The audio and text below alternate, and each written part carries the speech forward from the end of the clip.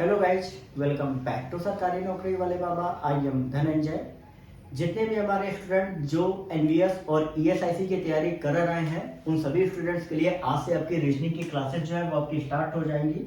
Daily 10 बजे से आपकी क्लासेस होंगी। जितने भी स्टूडेंट जो इंटरेस्टेड है वो इस चैनल को फटाफट से सब्सक्राइब कर ले, वीडियो को लाइक जरूर करें, ठीक है।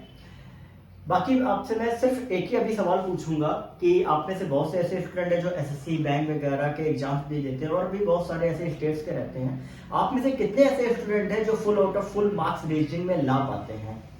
आप खुद अपने अंदर एनालाइज करिए और आप कमेंट सेक्शन में लिखिए। जो लोग ला पाते हैं वो हाथ उठाए, जो नहीं ला पाते हैं वो कमेंट सेक्शन में नो लिखे।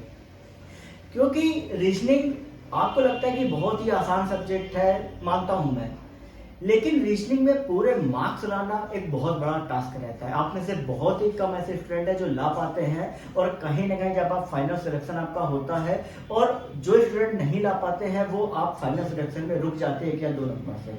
यही कारण है कि आपको किसी भी सब्जेक्ट को अच्छे से पढ़ना बहुत ज़्यादा जरूरी रहता है जब तक आप उसमें पूरी तरीके से कमांड नहीं कर लेते, पूरी तरीके से मार्क्स जो है वो आप हासिल नहीं कर लेते, ठीक है।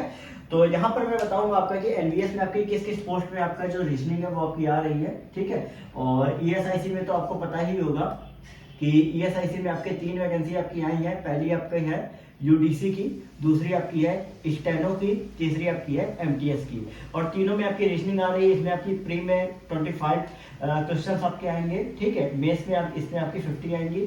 सेम अगर स्टेनो की अगर हम बात करें तो इसी तरीके से इसमें आपके 50 आएंगे रीजनिंग के। यूडीसी में भी आपके 25 आएंगे क्वेश्चन रीजनिंग के, ठीक है। ये तो मैंने आपको बता दिया ईएसआईसी की। अब एनवीएस में हम बात करें कि किस किस पोस्ट के लिए आपका आ रहा है, तो सबसे पहली जो पोस्ट है आपकी वो है आपकी असिस्टेंट कमिश्नर के लिए आपकी आ रही है, ठीक है। दूसरा आपका है ऑडिट असिस्टेंट के लिए आपका आ रहा है रीजनिंग का पोर्सन, ठीक है। तीसरा आपका है असिस्टेंट सेक्शन ऑफिसर के लिए आ रहा है। चौथा आपका है इलेक्ट्रीशियन कम प्लम्बर के लिए आपका आ रहा है। पांचवा आपका है लैब असिस्टेंट के लिए आपका आ रहा है, ठीक है। छठा अगर बात करें तो आपका जूनियर सेक्रेटरिएट असिस्टेंट के लिए आ रहा है। सातवां अगर बात करें तो केटरिंग असिस्टेंट के लिए आ रहा है। आठवां अगर हम बात करें मैथ हेल्पर के लिए आ रहा है, ठीक है। फिर नवा बात करें तो आपका कंप्यूटर ऑपरेटर के लिए भी आ रहा है, ठीक है।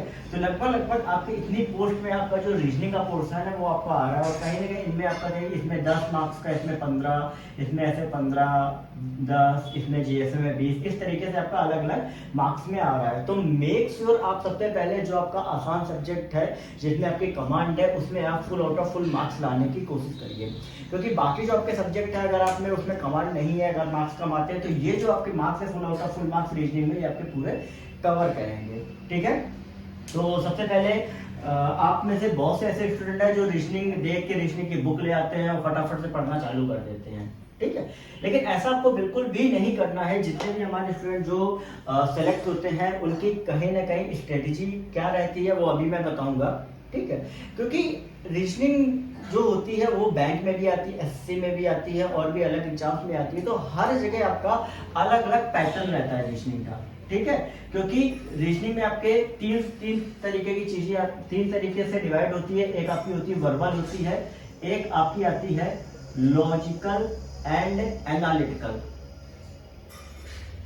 ठीक। एनालिटिकल एक आती है, एक आपकी आती है नॉन वर्बल आपकी आती है, ठीक है। तो इस तरीके से रीजनिंग के आपके 3 पार्ट आते हैं। अब इन पार्ट्स में आपका क्या रहता है कि अलग अलग आपके सब्जेक्ट्स होते हैं। जैसे मान लो कोडिंग डिकोडिंग आ गया, ठीक है, सेंटेंस वाले आ गए। लॉजिकल में आपके अलग आ जाते हैं।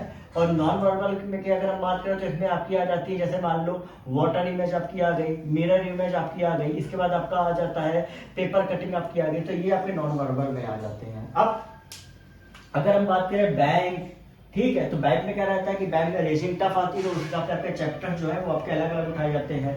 अगर एसएससी की बात करें तो सिर्फ एसएससी में भी उठाए जाते हैं। तो इस तरीके से अगर हम बात करें ईएसआईसी और एनवीएस की बात करें तो वहां पे भी आपके कुछ ऐसे चैप्टर्स हैं जो आपके आते हैं, ठीक है।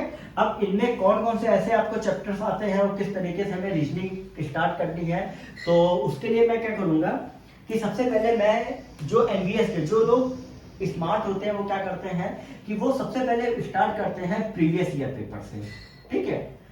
अब प्रीवियस ईयर से क्यों स्टार्ट करेंगे, अब उसके लिए मैं बता देता हूं कि यहाँ पे मैं एनवीएस और ईएसआईसी दोनों के मिक्स सबसे पहले मैं आपको प्रीवियस ईयर के पेपर्स में रीजनिंग सॉल्व कराऊंगा, ठीक है।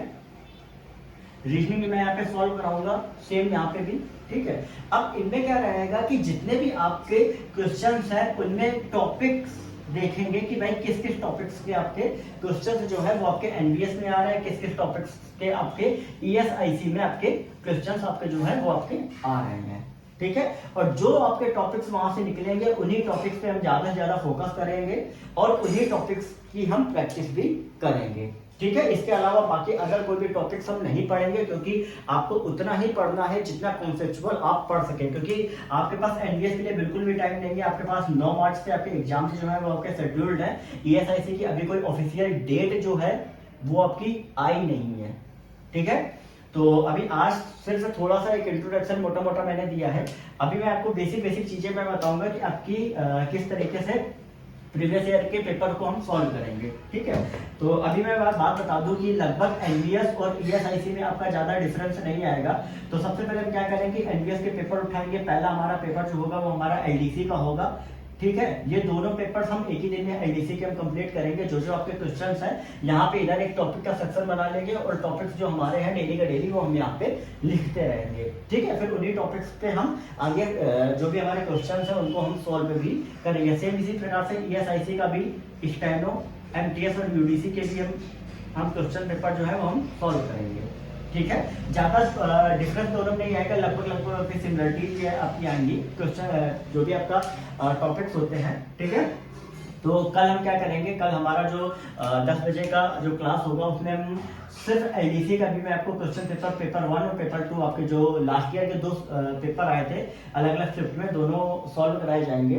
तो मेक श्योर आप इन क्लासेस को बिल्कुल भी स्किप मत कीजिएगा। आपको थोड़ा सा हो सकता है कि बोरिंग लग रहा हो, लेकिन अगर आपको full out of full marks लाने हैं, देखिए एवरेज तो आप ले आओगे। अगर आपका किसी में 20 नंबर का पेपर है, भाई 10 से 15 तो हर कोई ले आता है, लेकिन 20 में 20 अगर आपको लाने हैं तो उसके लिए आपको इन क्लासेस को हर हाल में आपको अटेंड करना होगा और कोशिश करनी होगी बिल्कुल भी इन क्लासेस को स्किप ना करें, ठीक है।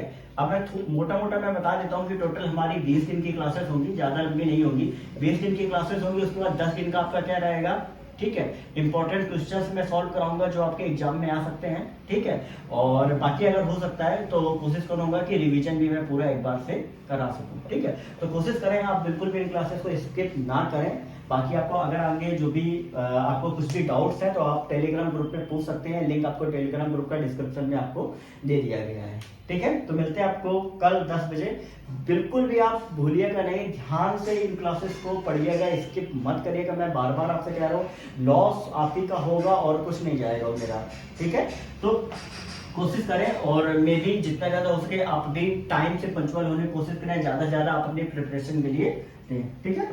तो मिलते हैं आपको नेक्स्ट वीडियो में आपको सेट सॉल्व कराने के लिए, ठीक है। तब तक के लिए आप अपनी प्रिपरेशन अपनी स्टार्ट कर दीजिए, क्योंकि अब 1 महीने पूरा आपका बिल्कुल जबरदस्त तरीके से आपकी क्लासेस जो है वो आपकी होंगी। अभी मैथ की भी क्लासेस आपकी आज से स्टार्ट हो जाएंगी, तो आप वो भी क्लासेस बिल्कुल भी मत छोड़िएगा। आप उन क्लासेस को भी अटेंड करिएगा जिन जिन वैकेंसी जिन जिन पोस्ट में आपकी मैथ जो है आपकी आ रही है।